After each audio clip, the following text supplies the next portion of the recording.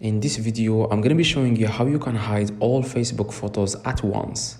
Like you will hide all your Facebook photos in one click. Like you don't have to hide one by one. So follow the steps in this video and you will be able to hide all Facebook photos. You wanna open your Facebook, and as you can see here, guys, you wanna click on your profile picture at the very bottom right, okay? Now what you wanna do, guys, you wanna scroll down a little bit and click on settings and privacy. Now you want to click on settings in the top.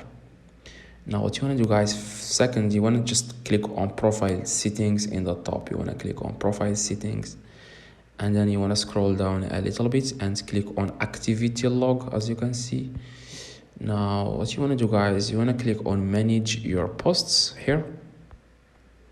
Now after you click on manage your posts, you want to wait a few seconds and click on filters in the top left, filters, and then you want to click on categories, and then you want to select photos and videos, and then you want to click on all in the top left, all, select all.